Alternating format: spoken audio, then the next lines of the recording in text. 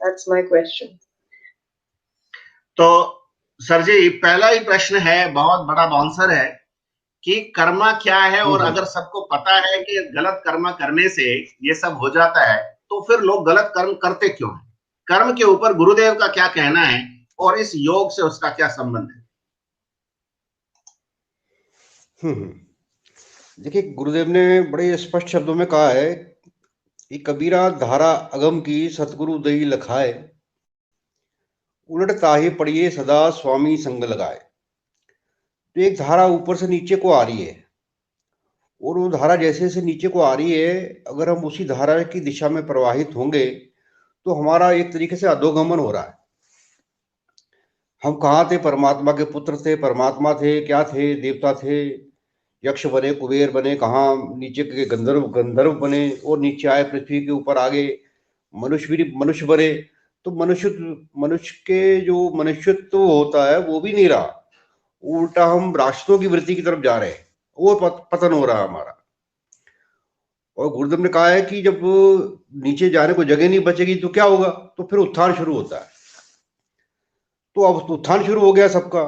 तो प्रकृति में जितनी भी जो भी चीज है, जो भी वृत्ति है, वो हमेशा नीचे की ओर बहती है।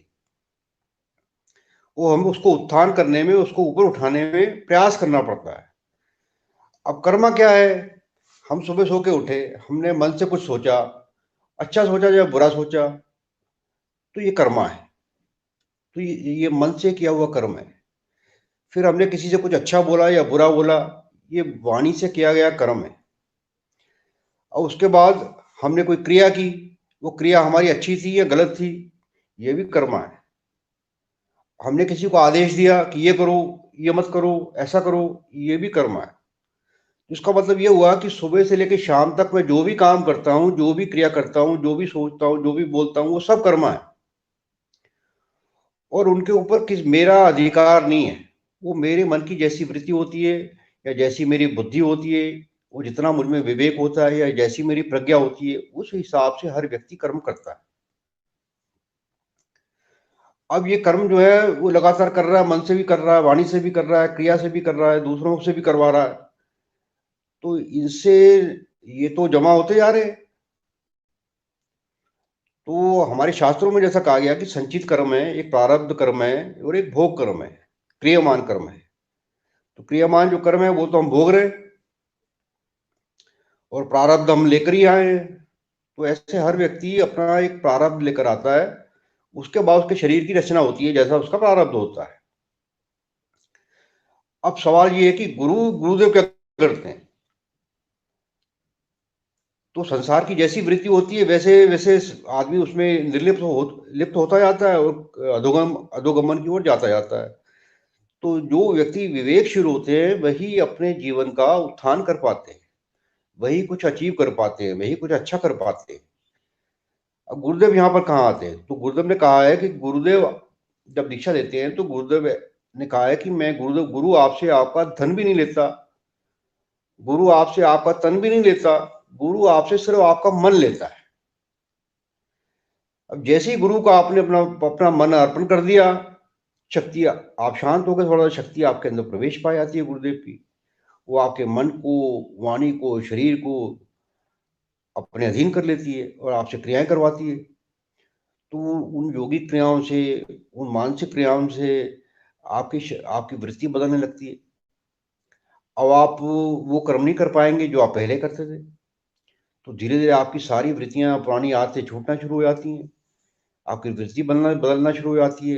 पहले आप तमोगुनी थे, आप गंदे काम करते थे, धीरे धीरे सारे गंदे काम आपके बंद हो जाएंगे, आप रजोगुण में आ जाओगे। तो रजोगुण में आपकी जब आप आओगे तो अभी भी आपके अंदर क्रोध, ईर्ष्या, द्वेष तो है, तो धीरे धीरे वो भी निकलेगा। तो वो फिर आप सत्वगुण में आ जाओगे, तो आप में करुणा, दया, ये सब जो देवी गुण हैं ये प्रकट होने शुरू हो जाएंगे, वृत्ति बदल जाएगी आपकी। गुरुदेव ने आपको मन को अधीन कर लिया है, शक्ति ने आपको पकड़ रखा है। कोई भी आपसे गलत काम करवाने नहीं देगी अब आपको। अब आप चोरी कर नहीं सकते, बेईमानी कर नहीं सकते, चीटिंग कर नहीं सकते, भ्रष्टाचार कर नहीं सकते, रिश्वत ले नहीं सकते, किसी को धोखा दे नहीं सकते, बेईमानी कर नहीं सकते, और गलत गंदे काम को की तो बात ही छोड़िए। आप ऊंची आवाज में किसी को बोलेंगे भी नहीं, ऐसी वृत्ति हो जाती है साधक की, क्योंकि उसमें दृष्टा भाव डेवलप हो जाता है। वो हर चीज को देखना सीख जाता है कि ये तो माया जगत है, मेरे बस की बात तो है नहीं इनको रोकना, मुझे तो सिर्फ अपना सुधार करना है। तो वो अपना सुधार तो करता ही करता है, दूसरे के लिए प्रेरणा का स्रोत बन जाता है। और जैसे कहा है कि खरबूजे को देख के खरबूजा रंग बदलता है, तो ऐसे एक ही व्यक्ति जब वो उसमें रूपांतरण हो जाता है तो उसके संपर्क में आने वाले जितने भी लोग होते हैं उनका भी धीरे धीरे रूपांतरण शुरू हो जाता है। कि जैसे भगवान शंकर जी का एक गण है भृंगी, भृंगराज बोला जाता है उनको, तो उनकी कोई जाति नहीं होती। वो भृंगी किसी भंवरे के पास जाके 2-4 बार उसके आजू बाजू में घूमता है। वो भंवरा जो होता है वो अपना गाना भूल जाता है, अपनी वाणी भूल जाता है, अपना राग भूल जाता है, उस भृंगी की तान को पकड़ लेता है और धीरे धीरे उसी भृंगी के रूप में कन्वर्ट हो जाता है। तो हमारे गुरुदेव ने जो हमें मंत्र दिया है वो भी उस भृंगी की तरह ही है। तो धीरे धीरे आप उस मंत्र का जाप करते जाएंगे, आप भी उसी रूप में रूपांतरित होते जाएंगे। यही दिव्य रूपांतरण है। तो आपके सारे कर्म कहाँ गए? तो 3 तरीके के कर्म है, देहिक देहिक देविक बौद्धिक। इन कर्मों का फल ये होता है, देहिक दुख मिलता है।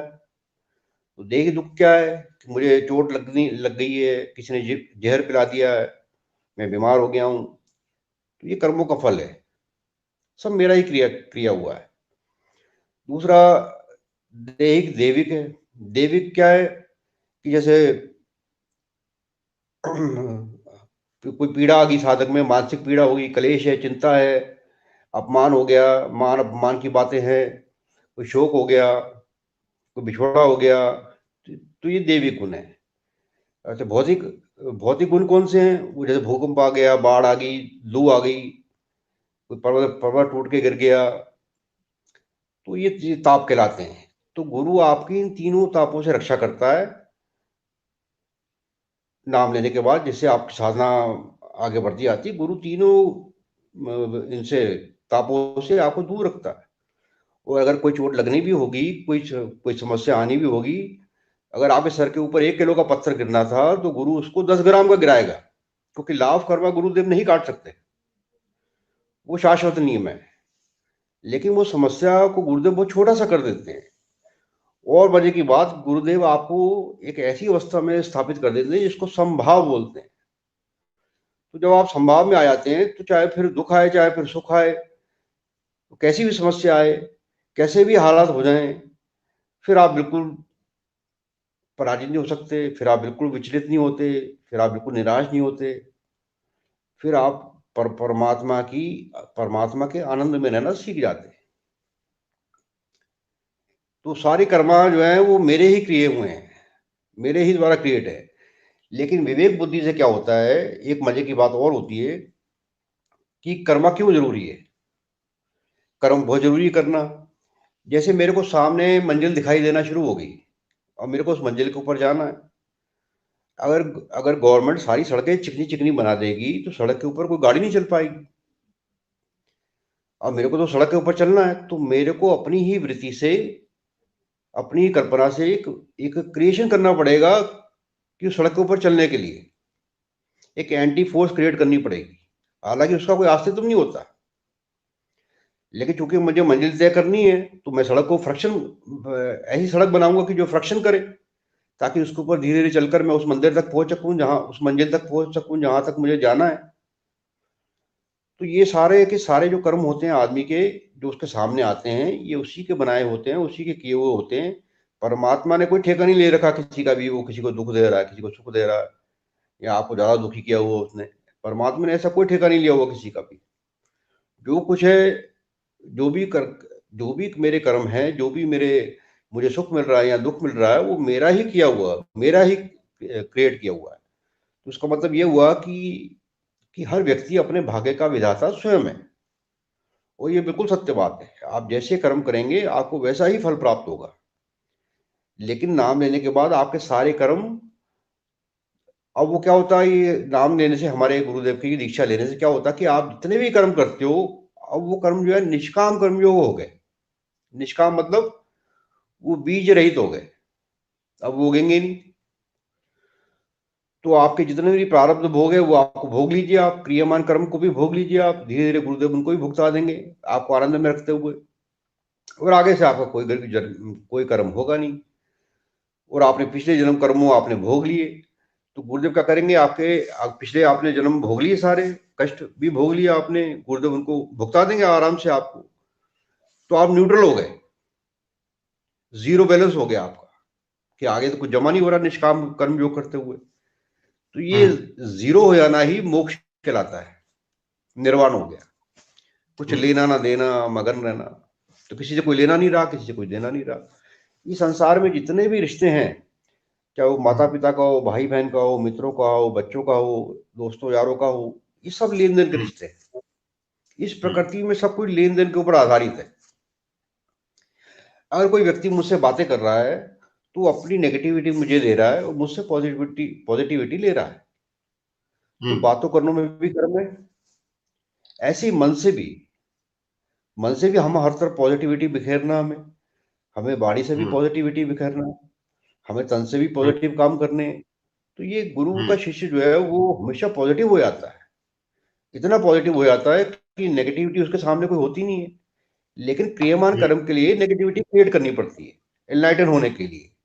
जैसे हमारे घर में एक बल्ब जल रहा है, उस बल्ब के नीचे दो तारे हैं, एक तार पॉजिटिव है, उसका करंट है, दूसरी तार नेगेटिव है, उसका कोई अस्तित्व भी नहीं है, उसमें कोई करंट वर्ण नहीं होता, लेकिन बिना उसके बल्ब नहीं जल सकता। अब चूंकि हमें एनलाइटन होना है तो हमें वो नेगेटिव तार भी चाहिए। जैसे मैंने आपको कहा कि सड़क हमें फंक्शन करने वाली चाहिए जी। तो ऐसे वो प्रकृति की लीला, गुरुदेव ने कहा कि सतगुरु कबीरा धारा अगम की, सतगुरु दई लखाए, उड़ता ही पढ़िए सदा स्वामी संग लगाए। तो वो धारा जो ऊपर से नीचे को आ रही है उसको हम धारा बोलते हैं, जो प्रकृति में बह रही है, प्रकृति में प्रवाहित कर रही है, वो रजोगुण में, तमोगुण में, सतोगुण में। सतोगुण में लोग अच्छे काम कर रहे हैं, रजोगुणी लोग जो है ईर्ष्या द्वेष के वश बड़े बड़े काम कर रहे हैं, क्योंकि अगर आपको ईर्ष्या नहीं होगी तो आप बड़ी बिल्डिंग नहीं बनाओगे, आप कोई बड़ा काम नहीं करोगे। अगर आपको द्वेष नहीं होगा तो उससे किसी से आगे बढ़ने की कोशिश नहीं करोगे आप, तो प्रतिस्पर्धा पैदा करती है। और नीचे जो तमोगुण है वो क्रोध पैदा करता है, वो छीन लेना चाहता है किसी से हर चीज, छीना चपटी करता है, चोरी चकारी करता है, मारा पीटी करता है। तो ये तीनों गुण प्रकृति में काम कर रहे हैं और सहज रूप से काम कर रहे हैं। तो हमें दृष्टा भाव से सब कुछ देखना है, वो अपने आप को उनसे दूर रखना है। तो धारा नीचे को आ रही है, तो ये तीनों धारा जो नीचे को आ रही है वो तीनों वृत्तियों से लेस है, तीनों वृत्तियां उसके अंदर, रजोगुनी, सतोगुनी और तमोगुनी। अभी इसी धारा को गुरुदेव ने कहा पलट दो, तो अभी धारा धारा नहीं रहेगी, अब ये हो जाएगी राधा, धारा धारा धारा, तो राधा होगी अब ये। तो जैसी राधा होती है आपकी वृत्तियां बदलना शुरू हो जाती है, तमोगुण से आप रजोगुण में, रजोगुण से सतोगुण में, और सतोगुण से त्रिगुणातीत अवस्था में पहुंच जाओगे। वो जब जैसे आप त्रिगुणातीत अवस्था में होते हो आपका निर्वाण हो गया, आपका मोक्ष हो गया। लेकिन उच्च सतोगुण की उच्च अवस्था आपको निष्काम कर्मयोग में लिप्त कर देती है। ये तो जिसको कर्मा की पूरी फिलॉसफी जी। गुरु भाई, जिसको हम गुरुदेव कहते हैं कि मनुष्य के पूर्ण विकास का नाम ही ईश्वर है, ये क्या चीज है? क्या ये थ्योरी है या प्रैक्टिकली पॉसिबल है? जी, प्रैक्टिकली यही है। देखिए क्या होता है कि परमात्मा ने सबसे पहले प्राण को रचा, फिर देवी देवताओं को रचा, रच नीचे लोक पर लोगों को रचा, मनुष्य में रचा, आके मनुष्य लोग को रचा, पृथ्वी को रचा, प्राणियों कीड़ों मकोड़ों को रचा। तो क्या है कि परमात्मा ही परिलक्षित हो रहा है, उसी ने रचा अपने आप को, उसी की चेतना का विस्तार ये पूरा ब्रह्मांड है, और उस ब्रह्मांड के हम एक छोटे से कण है। अगर वो कण वापस यात्रा करता करता उसी जगह के ऊपर पहुंच जाता है जहां से वो अलग हुआ है, तो वो अपने अस्तित्व को जान लेता है। तो उसका अस्तित्व क्या है? परमात्मा के अलावा कुछ है ही नहीं। जो वो दिखाई देता है तो उसके सिवा कुछ दिखाई नहीं देता। तो मनुष्य को पूर्ण विकास का नाम ईश्वर है। तो विकास क्या है? विकास ये है कि मेरी आत्मा के ऊपर 5 कोशों का पर्दा है। अन्नमय कोश का, प्राणमय कोश का, मनोमय कोश का, विज्ञानमय कोश का। जैसे ये चारों कोश हटते हैं, मैं आनंदमय कोश में हो जाता हूँ। और जैसे मैं चित्तमय कोश में पहुंचता हूँ, मैं सर्वज्ञ हो जाता हूँ, मुझे परमात्मा प्रकृति का रहस्य प्रकट हो जाता है। और सत्य सत्य अपने आप ही प्रकट हो जाता है मेरे सामने। जैसे ही सत्य प्रकट होता है तो मैं अपने आप को जान लेता हूँ। लेकिन सत्य प्रकट होने का मतलब ये है कि मुझे वापस संसार में आना पड़ता है, या तो उसमें मैं लय हो जाऊं या वापस आऊं। तो मैं अस्मिता के साथ में मुझे वापस आना पड़ता है। अस्मिता अहंकार की एक बहुत ही सूक्ष्म मात्रा है। तो उस अहंकार को लेके या किसी ऐसी वृत्ति को लेके मुझे वापस आना पड़ता है जो मुझे संसार से जोड़े रखे। जैसे किसी को खाने की हैबिट होती है, किसी को सिगरेट पीने की, या किसी को मीठा खाने की, या किसी को नमकीन खाने की, या